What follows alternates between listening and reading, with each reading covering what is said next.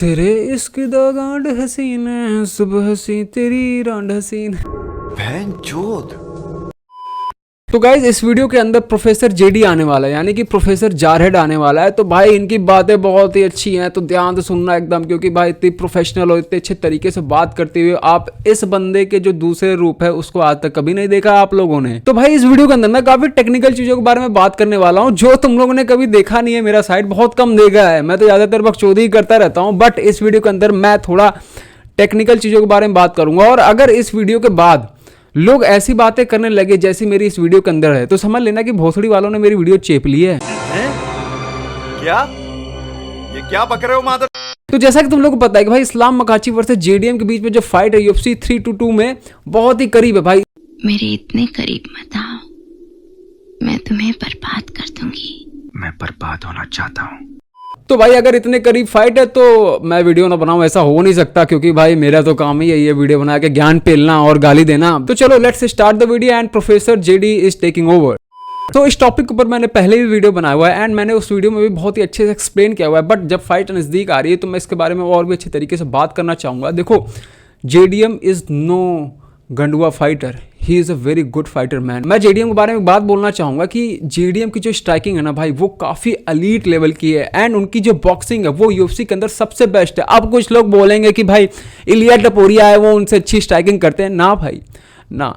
इलिया Topuria जब भी boxing करने जाते हैं तो उनके अंदर एक खामी निकल के आती है, वो मैं तुम लोग बताता हूँ। जब भी वो अपने कॉम्बिनेशंस लैंड करते हैं, जब भी वो अपने 3 पीस या फिर 5 पीस जो भी जितने भी पीस वो लैंड करते हैं, उनकी एक प्रॉब्लम है भाई, वो ओवर एक्सटेंड कर जाते हैं या फिर ओवर एग्जीक्यूट कर जाते हैं, जिसकी वजह से वो ओपनिंग लीव कर देते हैं। भाई काउंटर स्ट्राइकर कोई ढंग का होना तो भाई वो उनकी ले and Islam Makhachev is a very good counter striker. But जब हम बात करते हैं जेडीएम के बारे में तो भाई जेडीएम की खासियत क्या मालूम है? उनका हेड मूवमेंट, उनका जो प्रिसीजन, उनका जो टेक्निक है भाई, he is a technician when it comes to boxing. बंदा एक नेक्स्ट लेवल पे है। तो भाई अगर मैं इस्लाम मकाची की बात करूं एंड उनका कंपैरिजन मैं करूं किससे मालूम है? जेडीएम से स्ट्राइकिंग के बेसिस पे, तो भाई बहुत ही बड़ी दिक्कत है इस्लाम मकाची के लिए, क्योंकि भाई इस्लाम मकाची ने जो सबसे अच्छा स्ट्राइकर फेस किया है ना, वो था कौन मालूम है?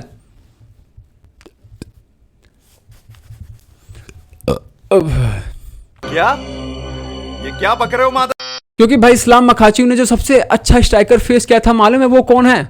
वो है अपने Dustin Poirier and JDM is way way way better then Justin Poirier. भाई मैं बता रहा हूं भाई, देखो जस्टिन पोरियर जो है ना भाई, वो स्टैंड एंड बैंग पे भरोसा करते हैं, बट जेडीएम मूवमेंट बहुत ही सेक्सी करता है भाई। ही इज एलीट बॉक्सर, उनके सामने इस समय कोई भी नहीं है। अगर तुम बात करो डस्टिन पोरियर के बारे में तो भाई उनकी एक खासियत है कि वो एक बॉक्सिंग के जो होते हैं ना, बॉक्सिंग के रेंज में ज्यादा रहते हैं एंड उनके जो लेग किक्स होते हैं वो उतने अच्छे नहीं होते। बट अगर मैं बात करूं जेडीएम के बारे में तो भाई उनके लेग किक्स भी डस्टिन पोरियर से काफी बेटर होते हैं। और भाई अगर मैं खुल के बात करूं तो JDM is way better than Dustin Poirier and bit better than Ilia Topuria. और अगर भाई इस्लाम मकाची वही गलती करते हैं जो बिलाल मोहम्मद ने की थी कि भाई मैं तेरे से बॉक्सिंग करूंगा, मैं तेरे से स्ट्राइकिंग करूंगा, तो भाई इस्लाम मकाची के लगने वाले हैं भाई, क्योंकि अगर आप मिक्स नहीं करोगे तो आपके लौड़े लग जाएंगे।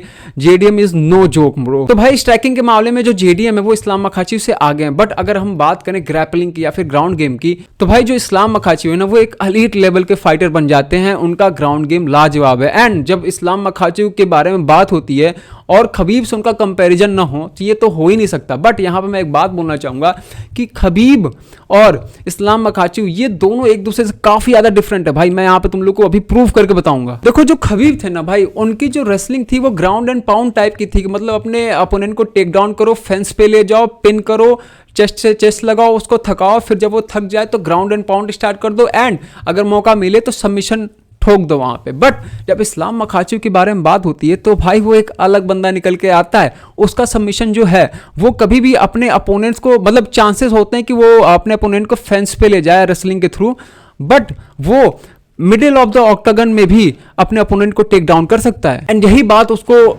खबीब से डिफरेंट बनाती है, क्योंकि तुम खबीब को जल्दी नहीं देखोगे कि वो मिडिल ऑफ द ऑक्टागन में, सेंटर ऑफ द ऑक्टागन में किसी अपने अपोनेंट को जल्दी टेक डाउन कर पाए। वो हमेशा क्या करता है कि मतलब अपने अपोनेंट्स को फेंस के पास ले जाने की कोशिश करता है या फिर उनको फेंस पे ले जाके होल्ड करता है एंड उसके बाद जब वो थक जाते हैं तो उसके बाद वो ग्राउंड एंड पाउंड या फिर सबमिशन अपना स्टार्ट कर देते हैं। बट यहाँ पे कंप्लीटली डिफरेंट हो जाता है। जब मैं इस्लाम मखाची की बात करूँ, उनकी जो रेसलिंग है वो थोड़ी बहुत जुजुत्सु बेस्ड भी लगती है, क्योंकि भाई वो बंदा जैसे ही वो तुमको टेक डाउन करता है वो तुरंत सबमिशन पे कूद जाता है एंड पागलों की तरह डिफरेंट एंगल से तुमको सबमिट करने की कोशिश करता है। तो भाई इस्लाम मखाची और खबीब नुरमागोमेडोव की जो रेसलिंग है ना वो काफी डिफरेंट है। और भाई जो खबीब है ना, उनकी एक चीज के बारे में कोई ज्यादा बात नहीं करता, वो है उनकी स्ट्राइकिंग। उनकी स्ट्राइकिंग की वजह से उनके जो टेक डाउन्स होते थे ना वो इतने सक्सेसफुल होते थे, जो कि भाई कोई भी बात नहीं करता। और अगर बात की जाए टेक डाउन्स को सेटअप करना, तो उसमें खबीब नुरमागोमेडोव जो है ना वो भाई इस्लाम मखाची से काफी आगे हैं। क्योंकि अगर देखोगे ना, उनकी जो स्ट्राइकिंग थी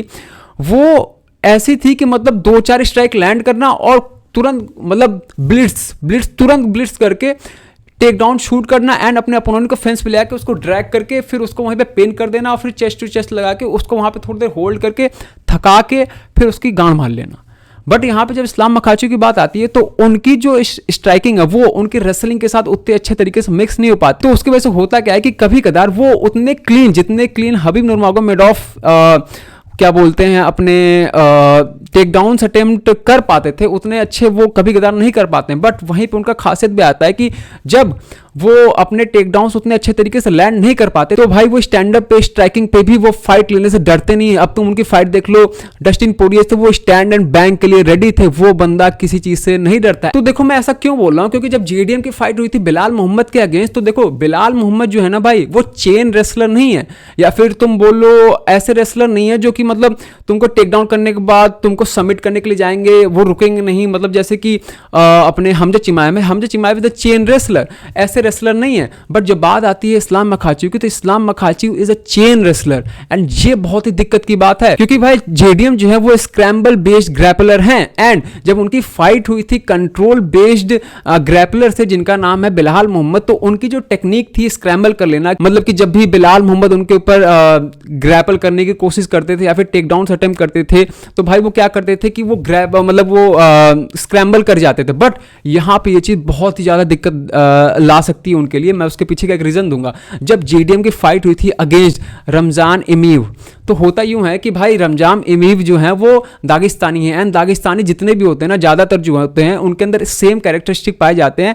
मैं बोलूंगा कि वो इस्लाम के लेवल के नहीं है, बट दोनों दागिस्तानी ही हैं। तो भाई दोनों का जो बेस होता है ना वो मतलब काफी सिमिलर है। अगर मैं रेसलिंग की बात करूं, दोनों सांभो गाय। तो भाई होता यूं है कि जब रमजान वर्सेस जेडीएम के बीच में फाइट होती है, उस फाइट के बीच में होता यूं है कि जो रमजान है ना वो डबल लेग या फिर single leg take down shoot करते हैं, मुझे ढंग से याद नहीं है।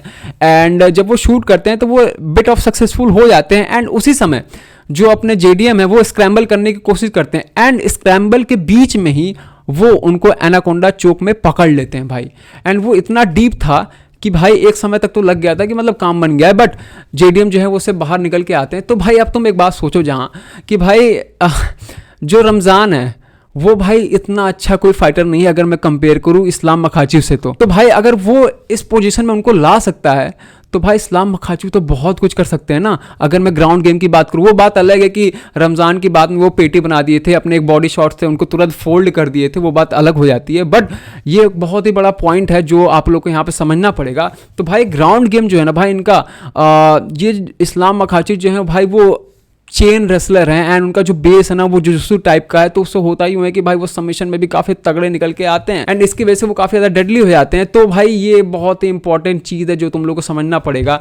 और भाई एक चीज और मैं यहाँ पे बोलना चाहूंगा कि इस समय जेडीएम जो है वो क्रेग जोन्स से ट्रेन कर रहे हैं। तो भाई देखते हैं कि मतलब आगे क्या होने वाला है, क्योंकि भाई जब क्रेग जोन्स जेडीएम की फाइट को एनालाइज कर रहे होंगे तो उनको भी ये सब दिक्कतें उनके अंदर दिख ही रही होगी। तो भाई देखते हैं आगे वो इन सब चीजों का क्या सॉल्यूशन निकाल के आते हैं। बट यहाँ पे मैं एक चीज बोलना चाहूंगा कि जो जेडीएम है ना भाई वो काफी अच्छे लर्नर है। वो बंदा लर्न बहुत तेज करता है, अरे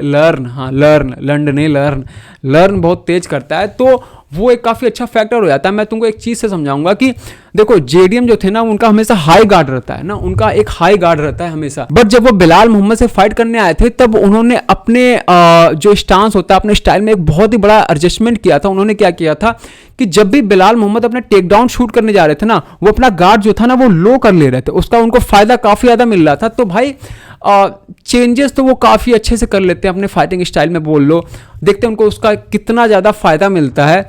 एंड मेरे इतने ही पॉइंट्स थे, मैंने पूरे स्टाइल को, दोनों के स्टाइल को ब्रेक डाउन कर दिया। दोनों फाइटर्स भाई टेक्नीशियन है अपने अपने फील्ड में, ये फाइट काफ़ी ज़्यादा एक्साइटिंग होने वाली है। एंड अगर ये वीडियो तुम लोग को अच्छा लगा हो प्रोफेसर जेडी का, और ऐसी ही और वीडियोस चाहते हो बकचोदी वाली वीडियोस के अलावा, तो भाई इस चैनल को सब्सक्राइब कर दो, क्योंकि भाई अगर मोटिवेशन नहीं मिलेगा ना भाई सब्सक्राइब करने से, तो भाई मज़ा नहीं आता यार।